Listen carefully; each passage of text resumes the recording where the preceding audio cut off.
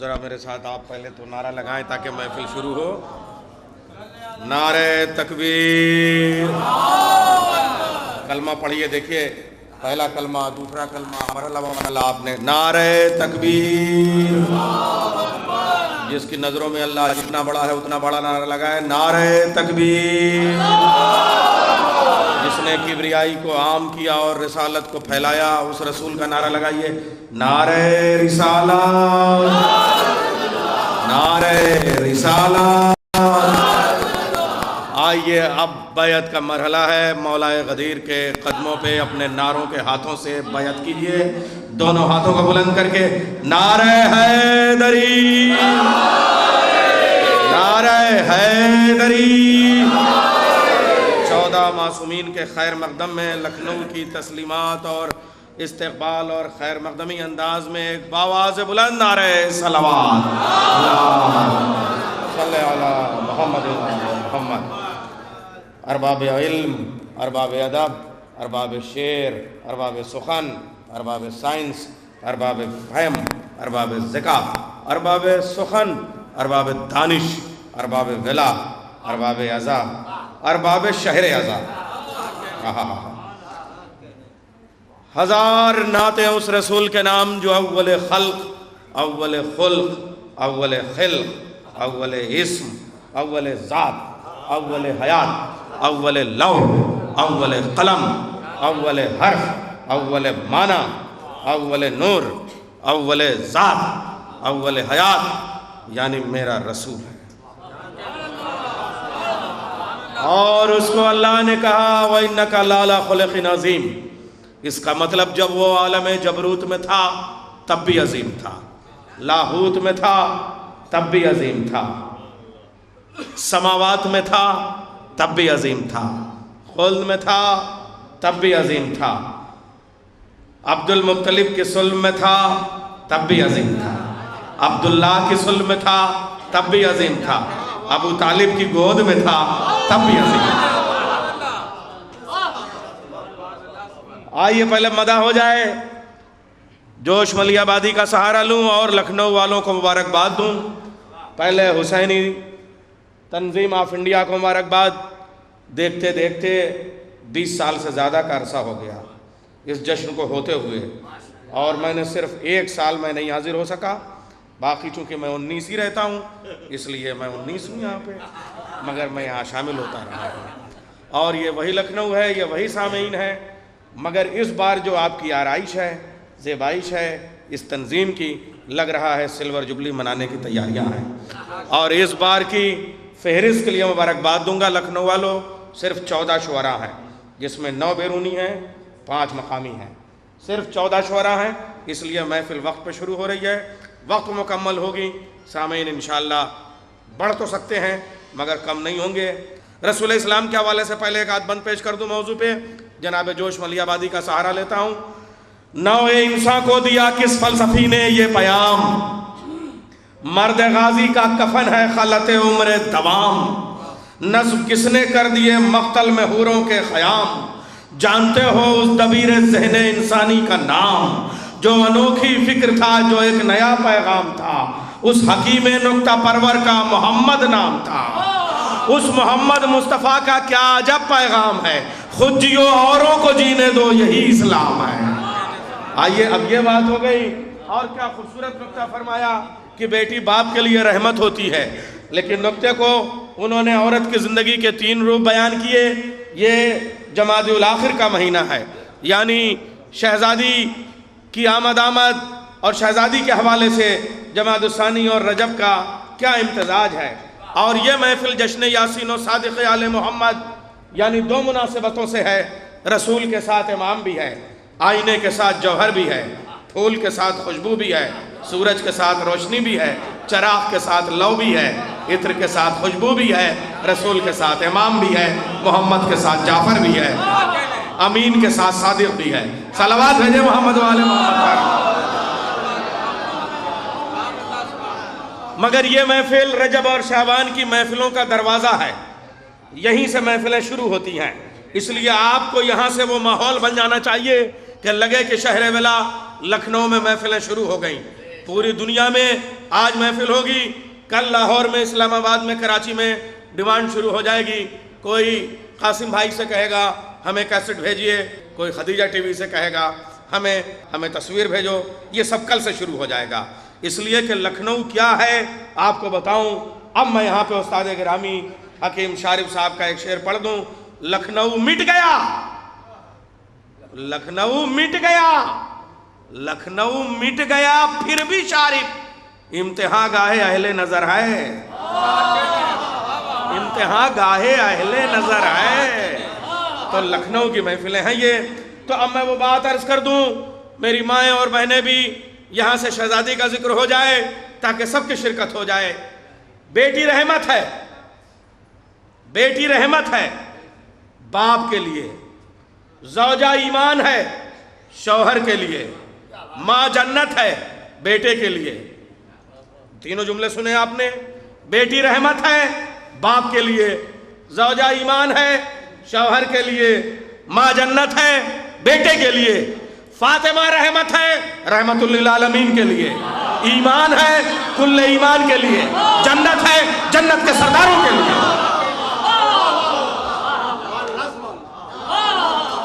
اب میں ایک بند علامہ نسیم امروی کا بھی پڑھ دوں اور اس کے بعد شاعر کی طرف چلتے ہیں.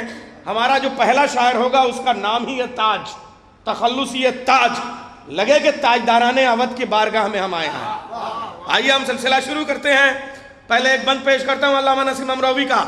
جتنے رموز نور تھے آدم کی خاک میں، سب آ گئے سمٹ کے رخ تابناک میں. حوریں کھڑی ہیں قصب تجلی کی طاق میں، دو چاند زانوؤں پہ ہیں نو نسل پاک میں. آئے شہزادی کی مدح ہو رہی ہے. دو چاند زانوؤں پہ ہیں نو نسل پاک پہ، نسل پاک میں. اور چلتی تھی ساتھ سایہ رحمت لیے ہوئے، اٹھتی نماز کو تو جماعت لیے ہوئے. چھٹے امام نے فرمایا میری جدہ ماجدہ حضرت فاطمہ زہرا سیدت نساء العالمین کے ماتھے میں ایک نور تھا، اور اس نور کی ہیبت تھی کہ کوئی تصور نہیں کر پاتا تھا. البتہ یہ ضرور احساس ہوتا تھا کہ صبح کو وہ نور سفید ہوتا تھا، ظہرین میں وہ نور سبز ہوتا تھا، مغربین میں وہ نور سرخ ہوتا تھا. جناب ذکی صاحب تشریف لے آئیں تاکہ لگے کہ ہاں بھارت میں محفل ہو رہی ہے. صلوات بھیجیں محمد والے محمد پر.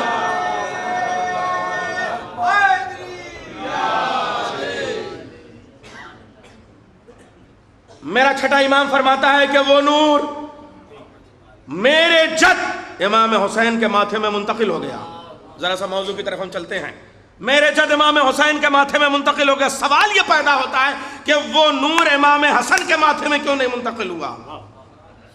بڑے بیٹے ہیں امام حسن، لیکن یہ فلسفہ عصمت امامت ہی بتا سکتی ہے. چھٹے امام نے بتایا کہ چونکہ وہ نور تھا امامت کے سلسلے کا، اور سلسلہ امامت امام حسین سے چلنا تھا. اب یہیں سے فلسفہ سمجھ میں آیا.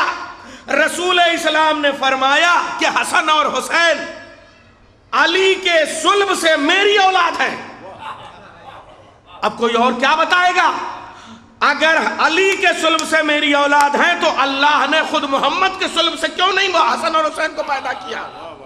چونکہ اگر حسن اور حسین محمد کے صلب سے ہوتے تو نبی ہونا لازم آتا، بنانا تھا امام، اس لیے صلب دی علی کی، بیٹا کہا محمد نے.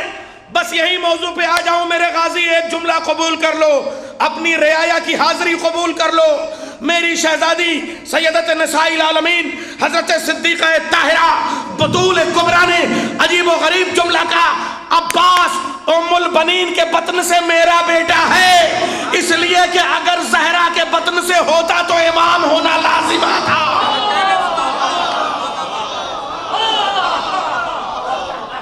صلوات بھیجے محمد والے.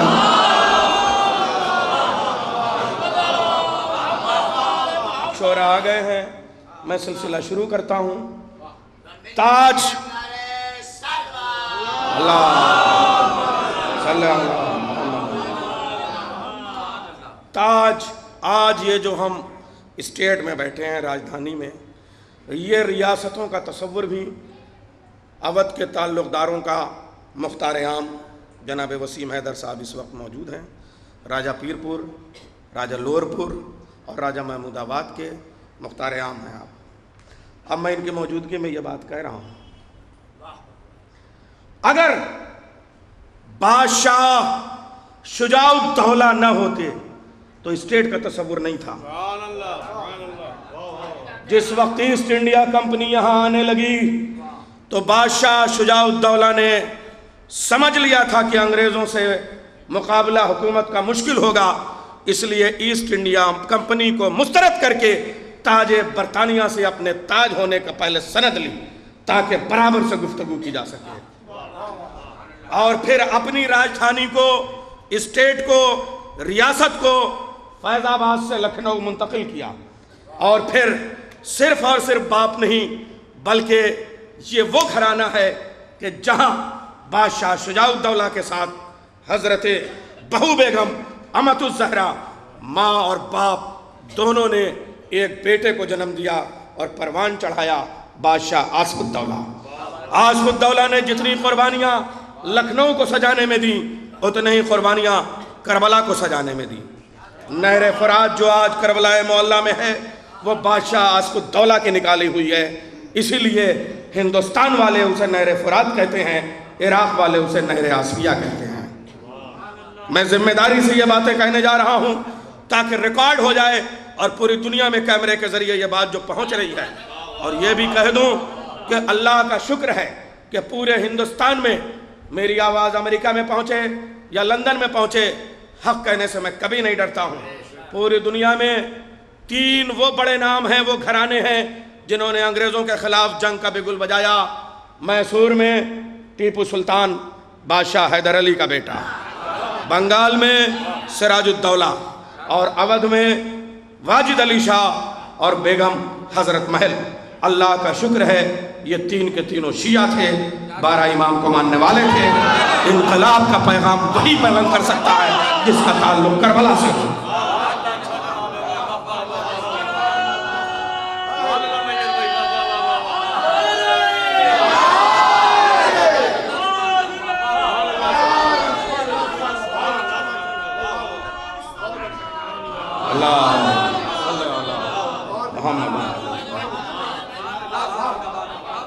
میں ذمہ داری سے یہ بات کہنا جا رہا ہوں، چیلنج کر کے ساتھ کہتا ہوں، میں جس کا تعلق کربلا سے نہیں ہے وہ انقلاب لانے کا شعور نہیں رکھتا۔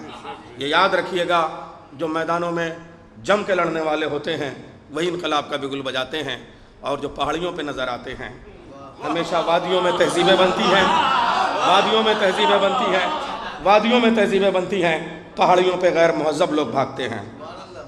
آئیے میں یہ بھی عرض کر دوں کہ یہ تاج لکھنوی سے میں آپ کو پہلی ملاقات کراتا ہوں۔ تاج برطانیہ سے اپنے تاج کو تسلیم کرایا، اور بادشاہ نے اودھ نے اپنا تاج کبھی حضرت علی کی تربت پہ لے جا کے رکھا، کبھی امام علی رضا علیہ السلام کی تربت پہ رکھا، کبھی یہاں کی شہزادیوں نے جناب زینب کی تربت پہ لے جا کے تاج رکھا۔ حضرت علی کی تربت پہ جو تاج ہے وہ محمد علی شاہ کا رکھا ہوا ہے، اور اس کے ساتھ ان کی بیٹی بلقیس جہاں بیگم نے اپنے زیورات جا کے مولا علی کو وہاں پہ پیش کیے، اور وہ تحفتاً آج بھی ان کی تربت پہ رکھے ہوئے ہیں تاکہ لکھنؤ اور نجف کا رشتہ قائم رہے۔ آج یہ رجب کی پہلی محفل شروع ہو رہی ہے، رجب اور شعبان کی محفلیں اس کے بعد ہوں گی، اس لیے میں کہہ دے رہا ہوں ہم لوگ پھر سفر پہ نکل جاتے ہیں تاکہ ریکارڈ رہے یہ بات۔ وہاں پہ آپ جائیے، نجف اشرف میں جتنے تاج اور زیورات ہیں وہ سب بادشاہ نے اودھ کے ہدیہ کیے ہوئے ہیں۔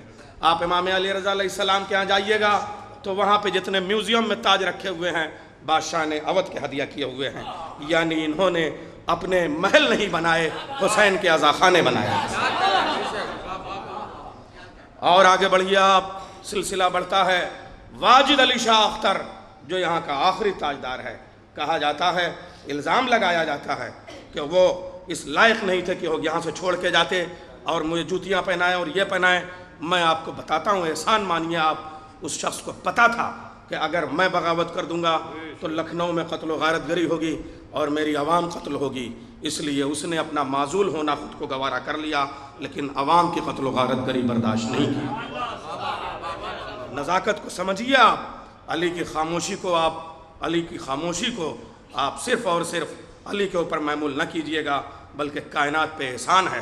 اور اس کے بعد میں بھی علی کی خاموشی کو خاموشی نہ کہیے گا. اگر علی خاموش ہو جاتے تو جمل میں وہ تلوار نہ نکلتی، صفین میں وہ تلوار نہ نکلتی، نہروان میں وہ تلوار نہ نکلتی. اور نہج البلاغہ کے وہ جملے دیکھیے گا. اور ادھر واجد علی شاہ جیسے ہی چلے ہیں تو جیسے ہی امام حسن کی خاموشی کے بعد کربلا تیار ہوئی ہے، ویسے ہی واجد علی شاہ کے بعد چونکہ انہی کا ایک غلام تھا، کربلا سے سبق لیا تھا، اس لیے واجد علی شاہ کی خاموشی کے بعد 2 سال کے بعد 1857 تیار ہوا ہے. لوگوں کو سوچنے کا موقع ملا اور ان کے 10 سال کے بیٹے رمضان علی برچیس قدر کو تخت پہ لا کے بٹھایا گیا اور بیگم حضرت محل نے اعلان کیا کہ میں انگریزوں کی غلامی برداشت نہیں کر سکتی. یہ اور ہوا کہ ملکہ وکٹوریہ کی فوجوں نے بیگم حضرت محل کی فوجوں پہ حملہ کیا، لیکن ایک زہرا کی کنیز نے بتایا کہ ہم لٹ سکتے ہیں، ہم ختم ہو سکتے ہیں، لیکن کسی کے اقتدار اور تسلط کو گوارا نہیں کر سکتے. اور آج بھی لکھنؤ اپنی انہی امتیازات کے ساتھ زندہ ہے. اور پھر جب نوابین اودھ نے مجلسیں سجائیں تو ہمیں کچھ نہیں چاہیے، نہ تاج چاہیے، نہ تخت چاہیے، ممبر چاہیے اور علم چاہیے. آج یہ وہی منظر ہے. مجھے میر ببر علی انیس یاد آ رہے ہیں، ہمیں خدائے سخن یاد آ رہے ہیں کہ جس وقت بادشاہ نے اودھ نے مجلس سجائی ہے، عرش ممبر پہ تشریف لے گئے ہیں تو انہوں نے ربائی کے مصرے کہے ہیں کہ ممبر پہ نشست سر پہ حضرت کا علم، ممبر پہ نشست سر پہ حضرت کا علم، اب چاہیے کیا تخت ملا تاج ملا. ممبر پہ نشست سر پہ حضرت کا علم، اب چاہیے کیا تخت ملا تاج ملا. آئیے پتہ چلے کہ اہل بیت کی حکومت باقی ہے، اس لیے پہلا شاعر تاج کے طور پہ آنا چاہیے. میں گزارش کروں گا جناب تاج لکھنوی صاحب سے وہ تشریف لے آئیں. نعرہ حیدری. کہ مار کر دریا کو ٹھوکر 3 دن کی پیاس میں، مار کر دریا کو ٹھوکر 3 دن کی پیاس میں، تشنا کامی کو حیات جاویدانی دے گیا، تشنا کامی کو حیات جاویدانی دے گیا. اور ایسا دریائے آتش دنیا نے پھر دیکھا کہاں، ایسا دریائے آتش دنیا نے پھر دیکھا کہاں، حشر تک کے واسطے آنکھوں کو پانی دے گیا. ایسا دریائے آتش دنیا نے پھر دیکھا کہاں، ایسا دریائے آتش دنیا نے پھر دیکھا کہاں، حشر تک کے واسطے آنکھوں کو پانی دے گیا. سبحان اللہ. آداب درود بھیجے محمد والے محمد.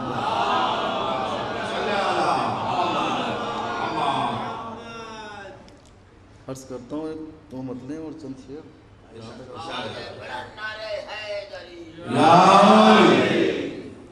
دیکھیے گا حضور کہ کوئی کیا مدح سرا احمد و حیدر اس کے، کوئی کیا مدح سرا احمد و حیدر اس کے، اس کی توحید میں ڈوبے ہیں سخنور اس کے، اس کی توحید میں.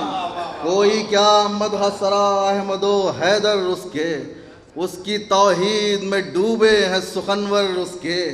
اور اس نے مطلب کہ حملہ آور جو جبل ہوں کبھی گھر پر اس کے، حملہ آور جو جبل ہوں کبھی گھر پر اس کے، رے کنکری لے کے اتر آتے ہیں لشکر اس کے. حملہ آور جو جبل ہوں کبھی گھر پر اس کے، حملہ آور جو جبل ہوں کبھی گھر پر اس کے، کنکری لے کے اتر آتے ہیں لشکر اس کے. اور وہی وہ ہے میں جہاں تک دیکھوں، وہی وہ ہے میں جہاں تک دیکھوں، قطرے قطرے میں ہے پوشیدہ سمندر اس کے، قطرے قطرے میں ہے پوشیدہ سمندر اس کے. شعر دیکھیے حضور کہ نفس ہو دل ہو نظر ہو کہ جسد ہو کچھ ہو، نفس ہو دل ہو نظر ہو کہ جسد ہو کچھ ہو، کارنامے نظر آتے ہیں برابر اس کے، کارنامے نظر آتے ہیں برابر اس کے.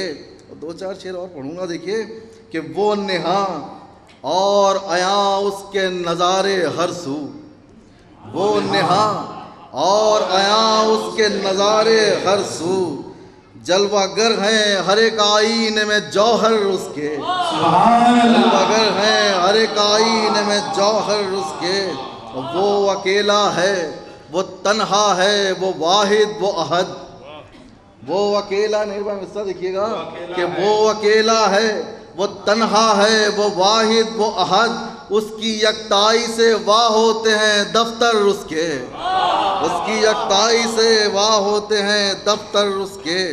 اور درود بھیجیں حضرات۔